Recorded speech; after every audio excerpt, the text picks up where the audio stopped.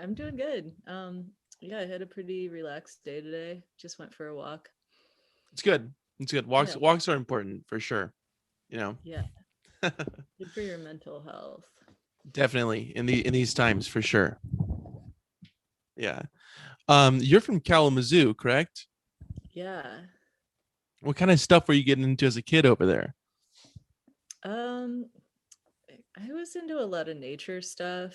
I feel like my tastes haven't changed that much. Most of my time in Kalamazoo was spent just like going to Lake Michigan, hanging out at the beach, or like just going for walks in the forest. And I mean, I'm sure I did other stuff too, but for some reason those are my strongest memories, just kind of exploring nature. So walking around like you do now. Yeah, always just walking around. Yeah. What was the first band that you were in? My first band was when I was a kid. I was in a band called the Unicorns with like my two friends. It was just like I was writing songs when I was really little, like six. I mean, I'm sure a lot of kids just write songs when they're little, just kind of make up little songs. But my parents were musicians, so they had gigs on stages. So I actually got to like perform these songs that I wrote as a kid on a stage for an audience. That was the Unicorns. Yeah, I still remember those songs. And have they made it on to more recent albums? No, they haven't, but I mean there's a connection there. Like I can like one of my first songs was called It's Only in Your Dreams, and I feel like I've written a lot of songs about dreams, so I'm like just still talking about dreams. You got to get into some pretty deep sleep to remember those dreams. So I mean, you got to be sleeping pretty well, right?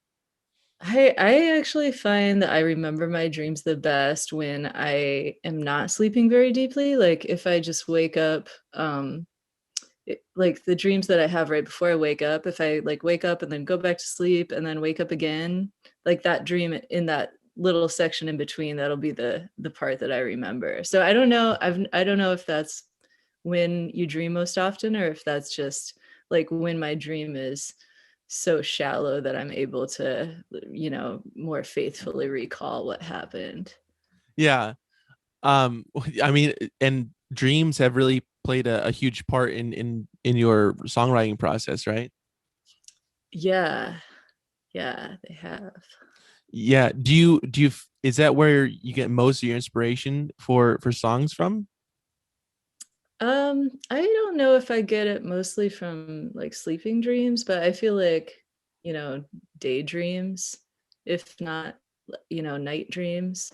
Yeah, I'd say that's where most of my inspiration comes from. Just like kind of staring off into space and daydreaming. That's good. That's good. You gotta be able to know how to get this inspiration, right? Yeah, yeah. I mean, it's like you just have to kind of, or at least I just have to kind of zone out until it just arrives in my brain. Like I can't really seek it out. It just comes. It just comes whenever it comes, right? Yeah, pretty much. Yeah. You went to college in Chicago, right? Mm-hmm. What Columbia College. yeah, what drew you out there? Well, it's pretty close to where I grew up in Kalamazoo, Michigan. It's only a couple hours away. So I went there because I just like, I don't know. I think I wanted to go to art school, and it's like an art school, but it's also um sort of like a more practical, it felt like the more practical option because it's like arts and communication. So you could study journalism there, but I mean, I knew that I just wanted to study art, but I was like, oh, it's not as, it didn't feel like as frivolous as I sort of felt like an art school would be. Um, so yeah, I went there even though I knew I was gonna study art there. I don't know, like it just like sounded more substantial or something. And I had just met a bunch of people that went there that were really cool. So I was like, oh, this is where the cool people go to school. It's true. Yeah, you want to go where the cool people are, where the cool kids are, right? Art At least school I think, confidential, right? yeah, yeah, it was cooler than that. Was it a major change from Kalamazoo to being there? Yeah, for sure. Yeah, it was. I mean, it was a big city. So Kalamazoo is like, it sounds like a rinky-dink town. It's not as small as it sounds, I think, but it's like, it was definitely no Chicago. Chicago is just massive. It's, you Yeah. can really get lost there, just like doing anything. What did you find yourself doing most of the time when you had some free time in college? I I mean, going for walks. Yeah, that's like, I don't know, I just went for a lot of walks. I don't know. I'm kind of like, I guess I'm like a loner. I'm just always going for walks, Like I think like yeah, like going to party. I mean, I did go to parties sometimes, but mostly it's just like, I really love walking in big cities. It's just like, it's better than the movies, it's better than like anything. It's just like so entertaining, just all the faces that you can see. And yeah, I have like also a bit of nostalgia for that now, I guess, because I'm really out in the middle of nowhere. So yeah, I have fond memories of just walking around the big city. Yeah, where do you reside now currently? I live in Grass Valley, California. It's a really small, it's a legitimately small town. It's much smaller than Kalamazoo, Michigan. And how do you like that transition? I like it. I mean, I'm all alone, like, I mean, I with my family, but it's, we're out here, like we're real out here, like if we want to go get our mail, we have to walk like half a mile, to the mailbox because the road's like too rough for the mail truck to go down. So it's like, yeah, it's cool. It's like, it's just like very isolated. I mean, perfect place to be during COVID, it feels like. So um, but I liked it, before the pandemic started too. It's just like, it's just nice to be surrounded by nature. And you have to go on walks whether you like it or not. It's Yeah. gonna happen. Right. Yeah. It forces a lot of walks. Well, so what was your major in college? I started out in photography, and then I switched to poetry because photography was getting expensive, and I was just like, oh, if I do poetry, I'll just have to buy pencils and paper. So that was my that was like my major motivation for switching. But I really loved studying poetry, so it worked out well. Mhm. Yeah. Did you use that in any corporate job or anything like that? The poetry, Yeah, the poetry. I kind of did. Yeah, in a weird way. I mean, I did. So I worked in really shitty jobs, just the shittiest Let's jobs. I mean, let's hear some if you got some on top of your head. I shouldn't say they were the shittiest jobs, but they were sort of soul sucking jobs. Like that's all I did. I worked at like cafes with like really shitty bosses, just like super. I worked in this one cafe, and one time um I like knocked over the rice cooker, and this guy just started like screaming at me. It was like kind of those environments. I worked at Starbucks for a little bit in the San Fernando Valley, which was just like, it was a 24-hour Starbucks, so it was like super gnarly. And the boss he was always going like, always be steaming, always be steaming. He used to just like yell that at us, like we were just supposed to be steaming milk like constantly, just like, well, just milk. It's like wild. It's just like jobs like that. And then I started touring, and it was really, it's hard to make money when you first start touring, so I was still kind of trying to balance shitty job with touring. And then I was like, okay, this isn't going to work anymore. I got like fired from my shitty job, and um, got a job doing like copywriting for like a SEO company, which is like a search engine optimization. So it's just like writing the stupidest articles possible. It's just like content. It's like meaningless content. So like, yeah, I mean, I guess it's kind of hard to say that I used my poetry degree to write that for that job, but it was like a writing job. So I Oh, kind of, technicality. You know, yeah, and I got it through like a friend from the poetry department, who was also doing that. So yeah, I kind of got that job with my poetry degree. But what it was was your, like articles like craziest cat toys. I'd write like 10 craziest cat toys, you know? It was bad stuff, bad content. I'd write about like restaurants in Italy, but I had never been to Italy. It'd be like 5 best restaurants in Italy, you know, like stuff like that. It really gave me a new perspective on the internet because now I'm just like, I don't trust anything. It's probably written by somebody like me who has never been to Italy. oh man, that's good. Did you say like Olive Garden or something like a chain of some sort? Yeah, I mean, I Googled like best restaurants in Italy and then I just like went from there. It's like just like a game of telephone Yeah, like between me and other. reverse the order a bit, like whatever their fifth is, that's your first. Right. Just scrambled up the order. Right. What was your first job that you ever had? The very first job you had. So, I worked for the Sierra Club, like door to door canvassing. Very cool. Very cool. And then Starbucks, right? Starbucks is kind of up there as well.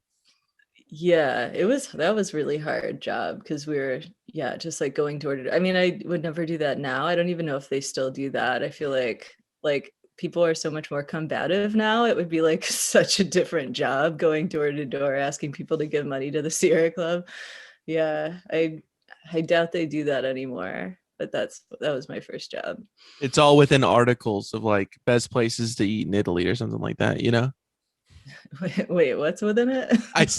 I said it's all they all ask for funding like within these Oh yeah, articles like a the link. the Yeah. top 5 best places to eat in Italy.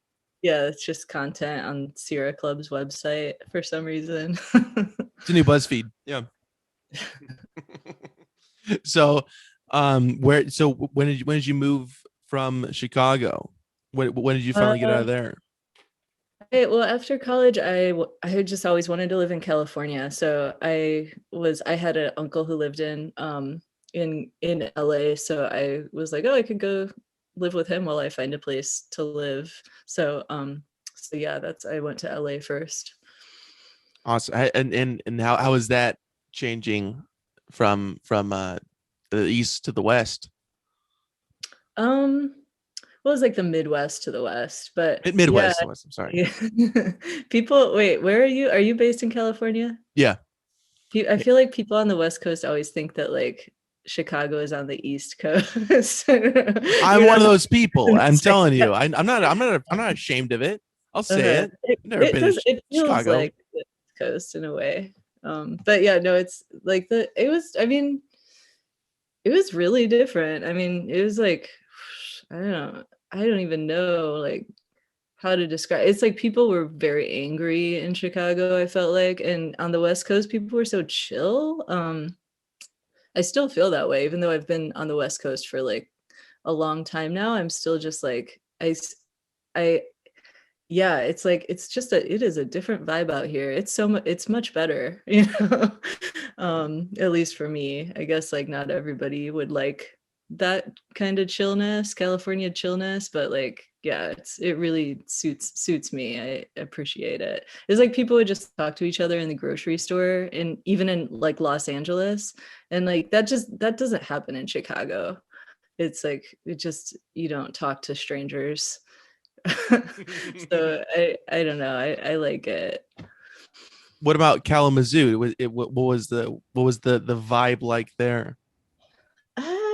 I mean, I think it was kind of similar to Chicago. I mean, it was a smaller town, so it's more chill, but yeah, it's not I still feel like even like big cities on the West Coast are sort of friendlier than a lot of like medium-sized towns in the Midwest, but I don't know. I was also so young. Like I was in high school, so I didn't care if people were friendly or not. Like I was in my own head, you know. So it's hard to say like what Kalamazoo is like. I was just in my like kid trip and then my like high school, like morbidity trip. So yeah, who knows? What were you doing out in LA the first time that you moved out there? That's when I worked at the 24-hour Starbucks. I was just Ooh. like trying to trying to find my way. Um, I played some open mics. There's this really cool place called McCabe's in LA, in Santa Monica, and it's like a folk music store, but they also have shows, and they had an open mic that was really popular, and I would go there and like wait in line and then play one song, and it was really exciting. Definitely. I mean, it definitely seems like it'd be exciting, in Yeah, Santa Monica. yeah, it's on Waiting. the left side. I mean, Uh-huh. waiting's pretty cool. A lot of people overlook waiting, Yeah, I mean, when you're waiting for something that you're nervous about, that's intense, you know?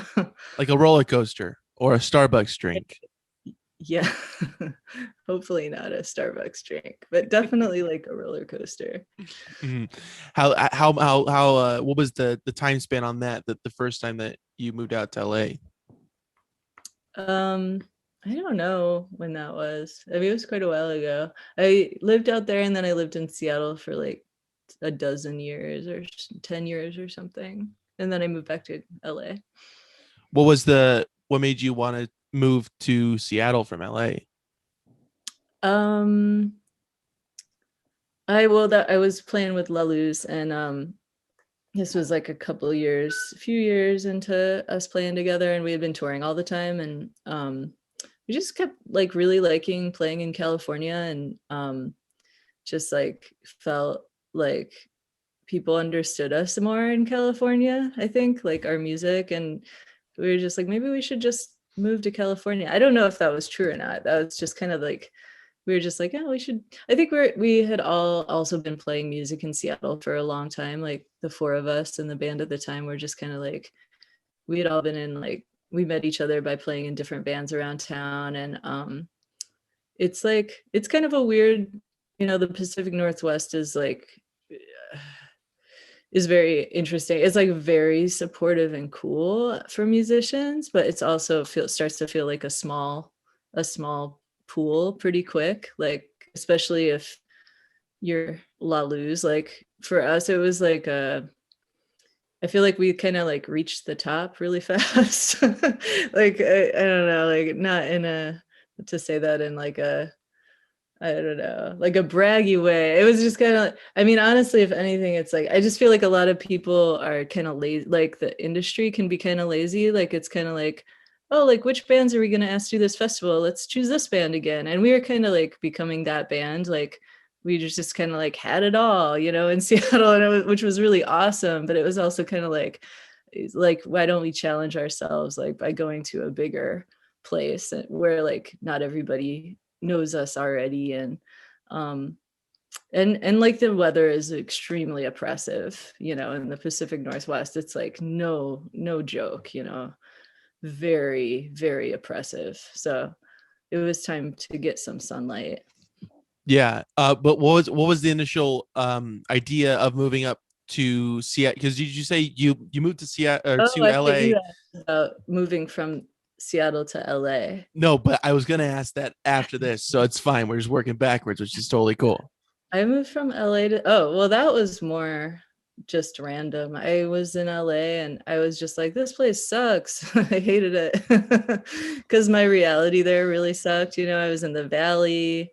I was working at Starbucks. I was like, it was hard to get out of that. I was trying, but I just like, it's such a big city. I think I just didn't really know I didn't have my shit figured out yet, and so it was hard to like move ahead in LA because I didn't really know like where I was going. So I was just kind of spinning my wheels, and then my mom went and visited Seattle, and she brought back a weekly paper called The Stranger, and I was just like looking through it, and there were cool bands playing, and I was just like, this place looks cool. Just like went there. I had never been there before, but yeah, I just found us like a room in a house with a friend of mine who wanted to get out of the Midwest. So we just moved there together and got a room in this guy's house. That's awesome. So you said that you met the original lineup of La Luz up there, right? Yeah. just from just in the circle of people that you knew, and it's like, oh, she plays drums and she play yeah, right. Yeah. Yeah, just from yeah, 'cause I was playing in another band, and so we would just like play shows with um we would play shows with this band that Alice and Marianne were in together. Um and then we would I'd play shows with like this band that Lena was in, and yeah, we just kind of met, yeah, just through like playing on the same bills with each other in other bands and stuff. Definitely. And then you eventually moved back to LA, but how was your time in Seattle? Like, how were the walks? What were you doing outside of music, kind of thing? The walks were good in Seattle. But they were just wet. That was the problem, you know, like it was beautiful nature, but it was just always wet. I liked it there though, you know. It's a good town to be in a band in because there's like so much music industry up there. Like kind of like entry level, you know, like there's like independent record labels and just like so many, probably like more independent record labels per capita there, you know, than like most places. So it was cool. And it's just like a real DIY spirit, you know. So Mhm. it was a good place to be. How did Sandcastles begin? Was that also up there, or was it in LA? Where did that Yeah, in begin? Seattle. Yeah. Gotcha, gotcha, That gotcha. was just kind of like my solo project, but whoever was able to play with me for like whatever show I was playing.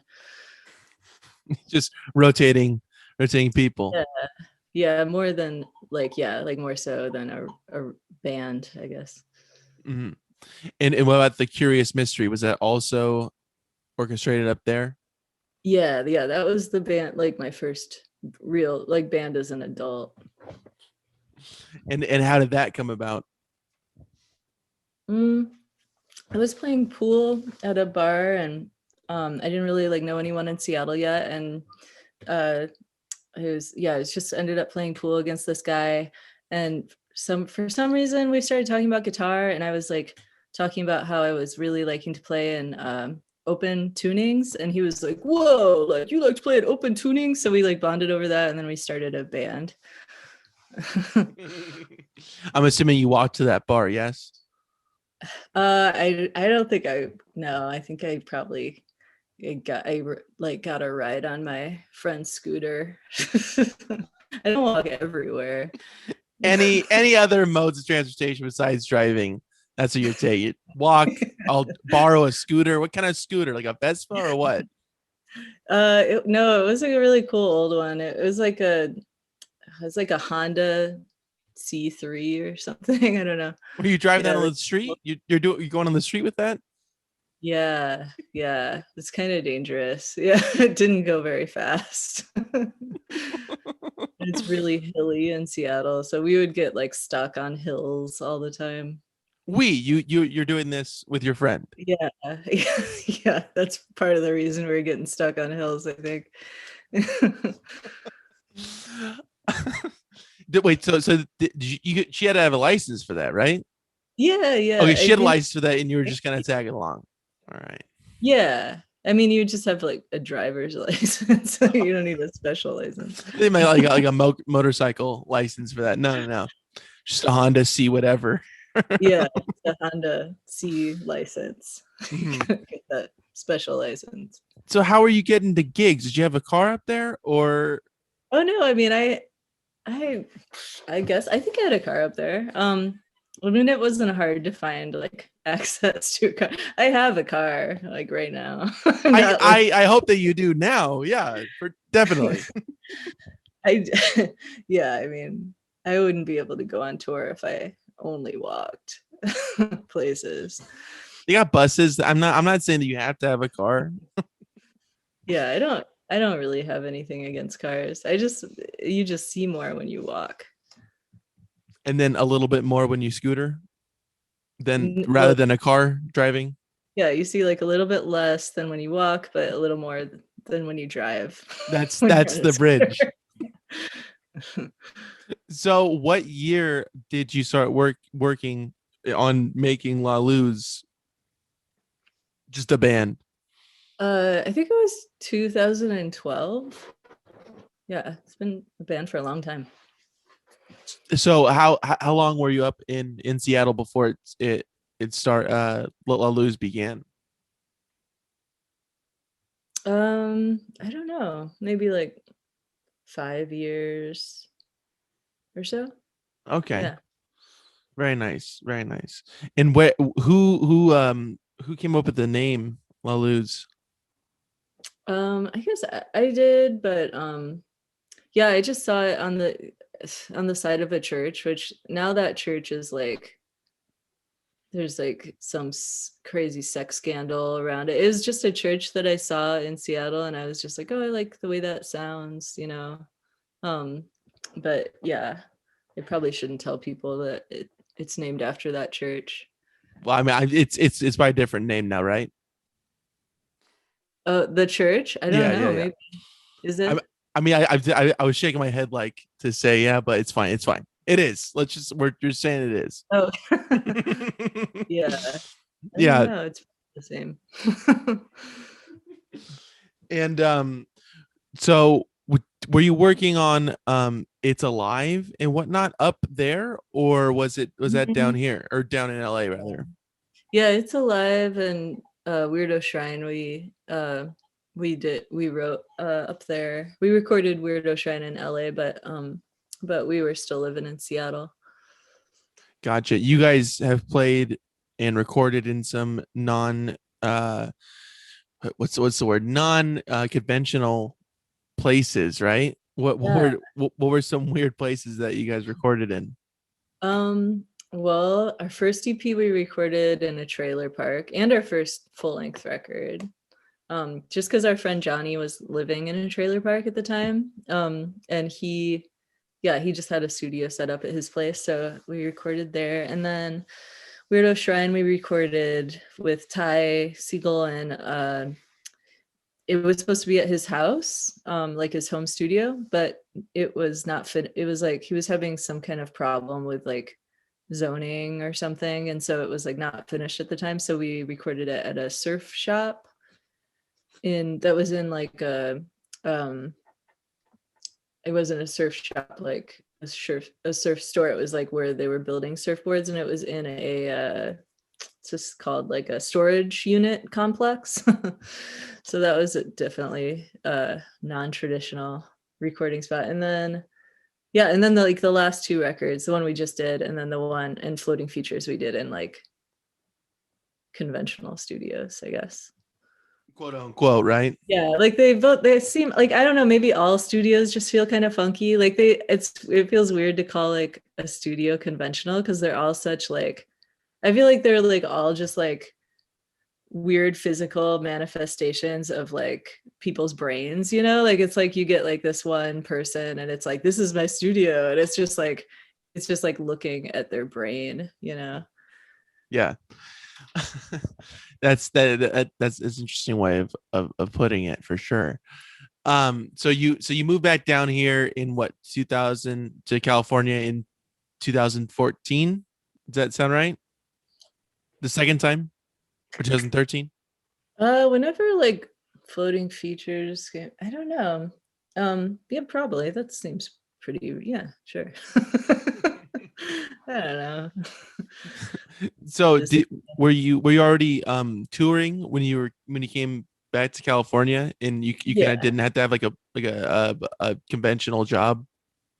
Yeah. I think like I stopped working a conventional job pretty much like right when La Luz started touring. I was doing the copywriting, Crazy Cat Toys articles, and then I just yeah, it was we just kind of hit the ground running. We started touring and we just like did not stop for years. So so it was like real quick. It was just like, okay, like I can't do a job anymore, but it was okay because we were touring so much that it was possible to actually make a meager living. Do you recall the first tour you guys went on? Yeah, I booked our first tour. It was just like a West Coast tour. I know we went to now defunct Burger Records. That was kind of like the southern point of the tour. And then we just played like I don't remember all the shows. I know we played like some funny like college radio gigs and like a couple house shows. It was just a kind of like a funky self-booked tour. It was Getting fun. the word out there, right? Yeah, just just pounding the pavement. We broke down. We bought a van like for the tour and it broke down. It was just a shitty, like cheap van, but we broke down in Wyoming, and it was kind of freaky because we were like, we didn't have any money. So we were like, oh, what are we gonna do? We're like broke down in Wyoming. But it always ends up all right. What'd you end up doing? What was I the don't know. How did we regulation get of that? out of that one? Well, hey, Get out we of that one, like it's like a minor. How do we solve that mystery? yeah, it is. It is kind of minor. Like, I don't know when you're on tour. Do you play music? I don't know. I do play music. I do not tour though. I'll tell you that. There's something about touring where it's like, it's just, you are very much living in the moment. Like, and that's what I like about it. It's kind of like, there's just the craziest shit can happen, and you just like, you just have to keep going, you just like, because you have the schedule and it's like very grueling pace, and so it's just like you can't look back, even the craziest shit that happens, you're just like, I gotta keep going, it's just this weird adrenaline. And so like I don't even remember, I've broken down so many times on tour in different places, and it's always just like, oh shit, what are we gonna do, like one time, just like, I mean, it's the early days of touring are amazing, because they're like now it's like we can afford to stay in hotels every now and then, and like it's a different world, but when we first started, it was like every show we'd be like, okay, we'd be at the merch table like, okay, who are we going to ask to sleep on their floor tonight? Like, it would just like looking at like the fans, like, who could we ask to sleep at their house? And like sometimes even like asking on stage, just like, just so scrappy, just, What was the I don't know. nicest what was the nicest house you stayed at that was like a fan's house?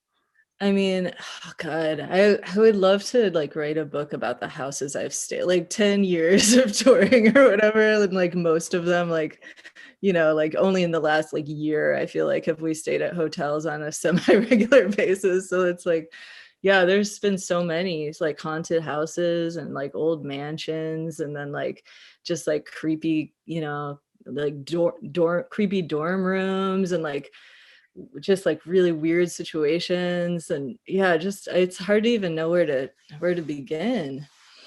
So I mean, you said haunted houses. Did you have experience at a house that with like some otherly spirits? I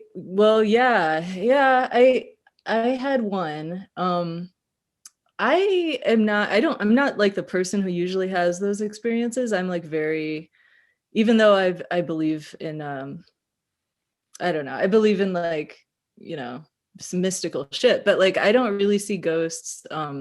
I don't really feel like, oh, like this is a creepy, I don't know. I don't really get that, but I was like possessed by a demon one time at a house. On But while it was on my tour? cousin's house. Yeah, it was, have you heard of sleep paralysis? Yes, I have. And I'm Yeah, it surprised was, that you have it because I mean you dream and you're in it. I mean, I don't know. I mean, yeah. that coming from you is just interesting. It's that well, I think it could just happen to anybody, it was this was That's a the only creepy time.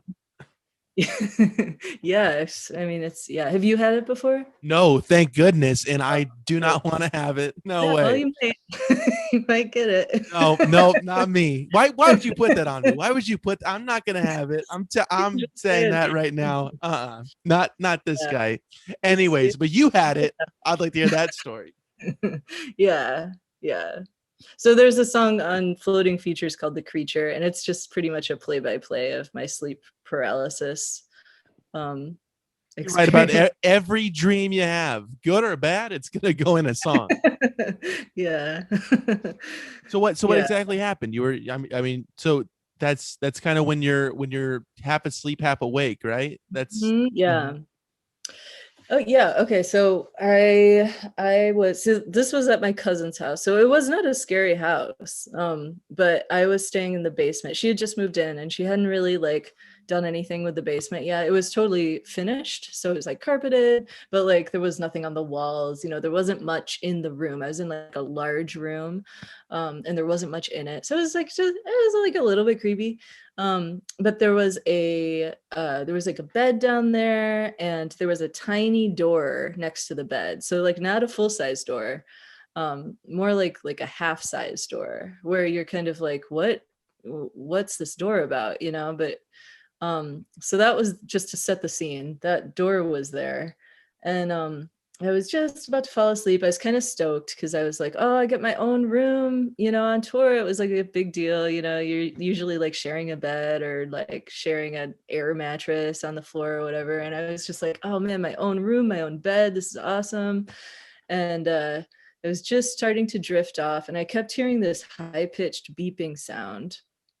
Just like on it felt like a regular basis, but it was like kind of far apart. So it'd just be like, and then it'd be like, several minutes go by, and then it would happen again. And it was like just like spaced out enough where that I was like, and I was just tired enough that I didn't get up and try to investigate. I was just kind of like, oh God, whatever. I'm just gonna try and go to sleep.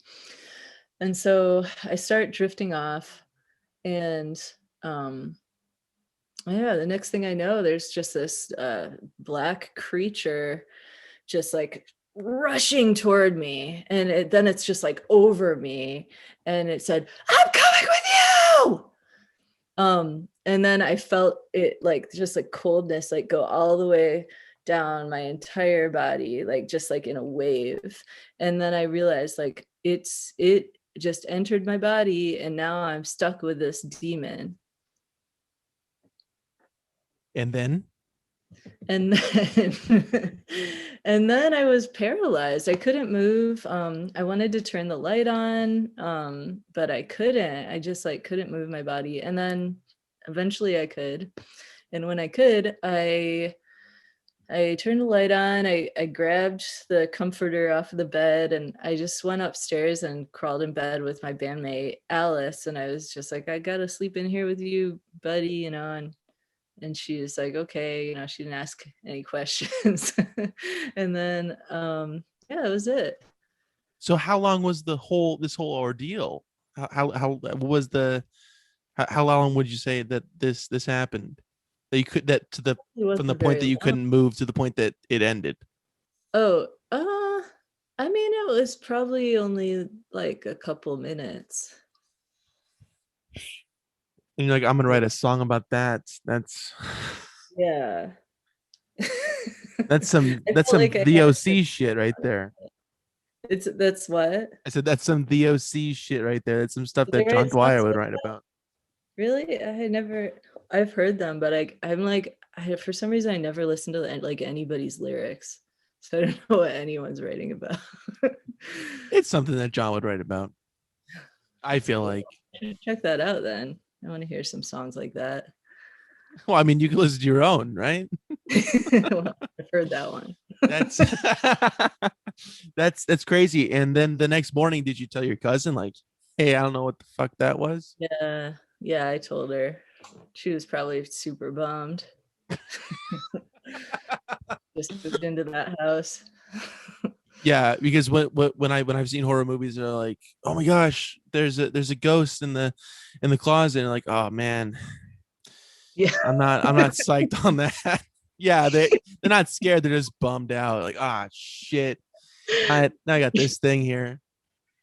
That's how I that's I feel like that's how I would feel. Like that would be yeah, if someone told me that I'd be like, oh man. Shit.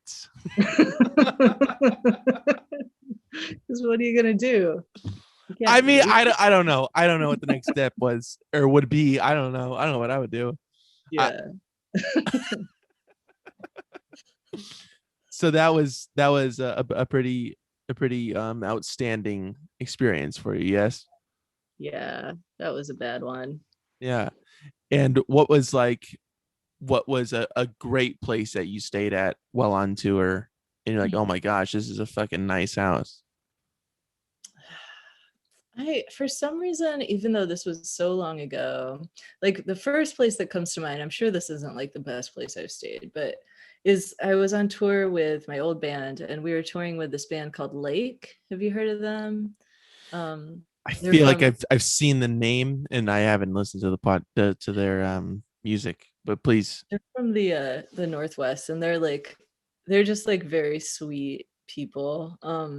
Like they're just like I kind of like was unhappy in my band and so seeing them I was like really jealous. Like they would do stuff like they'd like take like we stayed at this house with them and they took some one of them took a bath and then they got out of the bath and they went to their bandmates and they were like, hey, like I just got out of the bath, does anyone else want to take one? I left my water there. You know, and then like someone would be like, oh, that sounds great, and they just would like take a bath in the same bath water and I was just like, damn, that's that's so sweet. That's um, nasty. That's kind of gross. but it was like just like the polar opposite of my band dynamic where I everyone hope was it is that oh. everybody drains their water that they use to wash their bodies. Yeah, I hope it's kind of different. Yeah, but at the time, like I know it sounds weird, but I was just like, oh, I want that in a band. And they would do stuff like one of them was like, let's go get ice cream tomorrow. Yeah, I just remember like somebody coming out of the bathroom and be like, let's go get ice cream tomorrow, and I was like, oh. Right, straight out of the communal bath. Just, hey, let's go get some ice cream. I was like, yeah, I mean, ice cream and baths, that's like that's living large, you know? Like, I don't know. Anyway, we stayed at a house with this band Lake, and it was like we were in Buffalo, New York, and it was like somebody who ran like Ani DeFranco's record label. And they had this house that was just set up for bands where it was like you could tell that just like every band who played in Buffalo they would invite them to stay, and it was just like tons of bedrooms and like lots of beds and yeah, like a bathtub One and it was out in bathtub. the country. So that's like for some I think that place stands out because at that time it was like we were playing shows where we were getting paid like $30 or you know, like stuff like that, so like we would never stay in a nice place where it was we were always like staying with like just anyone that would let us stay there. Like if we were lucky we could like find someone to like let us sleep, you know, in a tent outside of their house or something. You know, like it was like weird. It was not like a comfortable time. And so just yeah, that house by like Annie DeFranco's business partner in Buffalo stands out. And like watching this band be like this really, you know, cute family together. That's it. What stands out to me is the communal bath Yeah. water. That's what really I'm still Yeah. on that. Yeah. Yeah. I don't Uh know. I mean, you I, can say it's gross, but that's a strong bond, you know? I'm gonna say it's gross. I'm gonna go out and say that. And it might be controversial. I don't care. It's gross. I think a lot of people would agree with you. I just I think sure that hope so. I don't think that I'm in the percentage that says that's gross, that's great. But you know what, good for them. Um they're better that's people than love, I. though. That's love. Water conservation is what it sounds like when you get down to the nitty-gritty of it, really. Good for the earth. Yeah, good. Yeah, it's good for the earth. When did things start getting comfortable for you though on tour? Like in staying, like, oh, it's cool, we got a hotel room and we got this, we got that. Like when did it start to change? Yeah, like just within the last couple years, I'd say, or like the last couple years of touring, because it's probably been like a year and a half or 2 years since we've toured at this point because of the pandemic, and we were like off cycle before then. So it's just like yeah, it's been a long time. But yeah, I think like the last like couple years of touring, have gotten better. Part of it is just like that Alice has so many friends all over the country, so we're like always staying with Alice's friends, and like I mean we could probably afford to get like hotels every night if we really wanted to, but we're just like frugal, so we still stay with people, but it's like nicer spots. So Nicer bath water, right? what's that? It's a nicer bath water. Yeah, no, we're not sharing bath water. Oh, so you guys are making it. You guys are up there, like top tier band. Yeah, we haven't made it yet. So is there a certain concert or show that you guys played that like really sticks out to you, whether it's playing with somebody or just the concert itself? Like, is there anything that really stands out to you? Yeah. Yeah, I mean, there's so many. Um, yeah, it's hard to even know. I think that like it was really fun the tour we did with Ty Segall because it was like we were opening for him, and so it was like bigger venues than we had played at that point, and um it was just fun to do that because it was also like a totally different audience, and it was kind of like, can we do this, but then we did it and it was really fun. So that whole tour was super fun because it was just so new. And it was just fun like traveling with another band. I think we hadn't done that a ton before that, and now we always try to travel with another band because it's just like more fun. But yeah, and like just a lot of shows we've played. um like one show we played in Lisbon in Portugal was really great, and just kind of like you never know when the really great shows are going to happen, but then they do, and you're just like, wow, that was one of the best nights of my life. You always get like a few of those on every tour, so makes That's it good. all while. Yeah, definitely.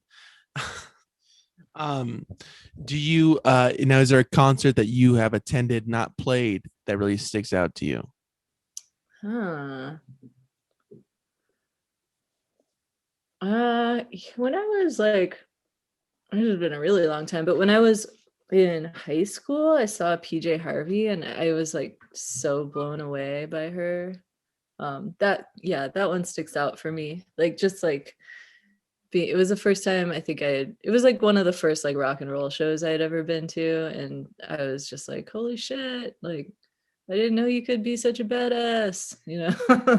So that one sticks out. Trying to think like more recently. It's just been so long. It's like this pandemic. I'm like, I don't even remember shows.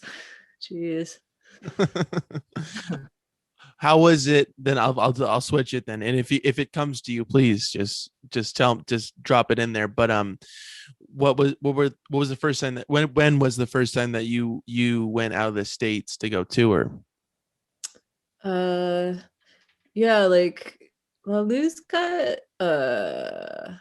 it's cool like when we got signed to Hardly Art, which was pretty quick after we started playing, everything just kind of came together. It's like people kind of wait for you to get that kind of deal where it's like somebody's like, I say this band is good, and then like once somebody does that, it's like everyone else is like, oh, I heard you guys were good.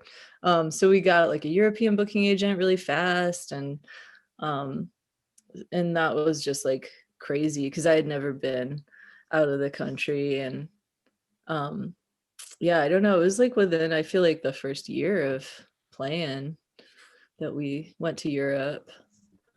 So it took a bit.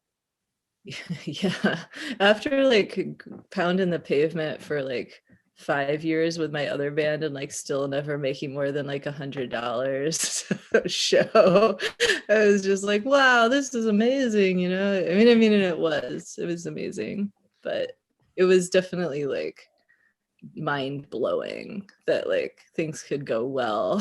you know Yeah. So when you guys traveled you said to Europe, right? Europe was the first yeah. international show. Were you guys still asking people to stay at their houses, or? Well, that's the cool thing about traveling in Europe is they take care of lodging there. So they just set you up with hotels and stuff. I think you can like tell them not to and then like maybe make a little more money, but that's just kind of part of the culture there is like they like oftentimes will just like feed you a big dinner and set you up in a hotel and just like promoters are more it's just like yeah, they just take better care of bands. It's like more valued, I think, out there than it is here. And when did you start working on your solo project? How did that come about? I started that a long time ago, like before La Luz started. I recorded my first record, and then it just didn't come out until like years later because yeah, it was like that same thing where like once La Luz had some momentum, like people were like, "Oh, you have a solo project? Oh, like I'll put that out, you know, like let me hear that." Like nobody really like cared that much before, but it was yeah, finally it was like people were like, "Oh, I'm interested in your solo project." So that was awesome. Yeah, definitely. And you toured while you were pregnant. Is that Yeah. true? Uh-huh. Yeah, quite a lot. How Yeah. did that go? How did I that? That was pretty cool. I toured until I was like a month away from my due date. So I was big at the end. But it was cool. It was like I started touring with La Luz and then La Luz took a little break and then I released my solo record and then I just went on tour with that. And so I did a lot of touring in like every trimester of the pregnancy. And it was cool. I don't know. It was like I think it would have been really hard to tour La Luz like towards the end of my pregnancy because it was just you just like I mean you don't know, but you get really tired. No, I know. Um, I know from these stories, sharing bathwater, going to haunted houses. I understand. I got the picture in my head. Go ahead. yeah, it's well, but even just like the playing shows part, it's like it's just tiring. Like I mean, it's just like hard. You get if when you're like really big, like when you're pregnant at the end of your pregnancy, you're like 40 or 50 pounds heavier than your normal weight. So it's like carrying around a 40-pound weight everywhere you go, you know? And No, that's if that you I live will in not a know. I do not know yeah, about that. I will tell you that. yeah. No Well, grasp on it. it was so it was like it was fine with my solo project because I was just sitting down playing guitar, so it was like super chill. But if I had to be in La Luz and like the last shows I played with La Luz, I was wearing my guitar. I was like trying to find the right spot to wear it, and I just like was like this like old time, you know, it was like so high because I it was like hard to play that way, and it was just like I was just exhausted. So yeah, it's like I shouldn't say that it was easy because it would have been really hard if I was playing rock and roll music pregnant, but it was pretty easy to play like folk music. So I mean, you already had these dates lined up way in the way beforehand. Yes. No, I signed up for it. I was like, I knew I was gonna be pregnant, but I was like, yeah, I can probably do that. I don't know.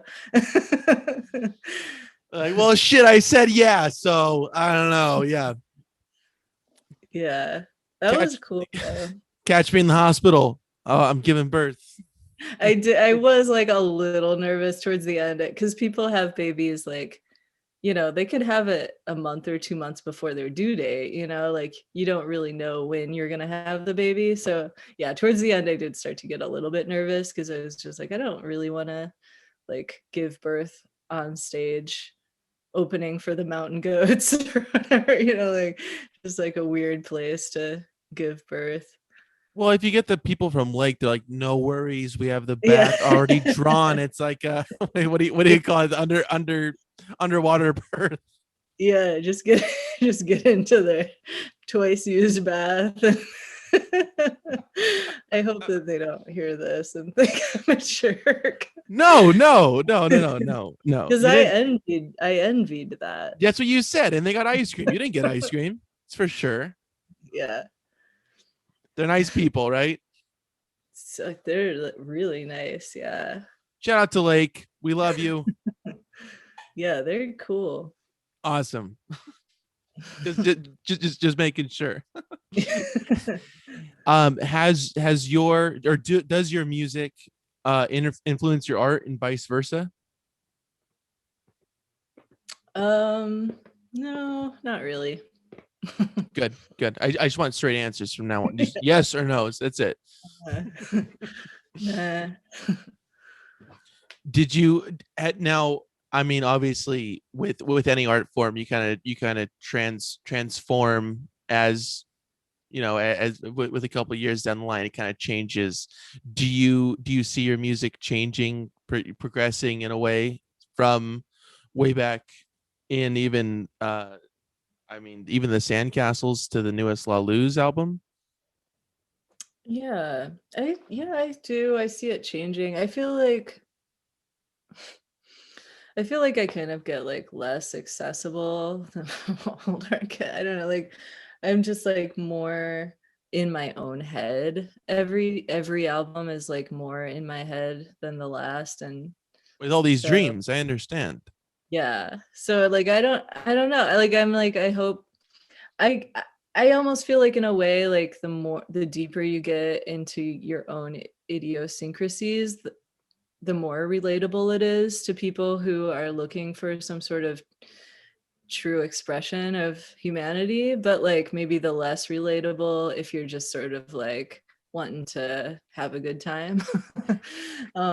So I don't know. I think that it's like I don't know if it's necessarily less relatable, but I do feel like it's more specific and internal, um and in a way like just like more true. But I don't know,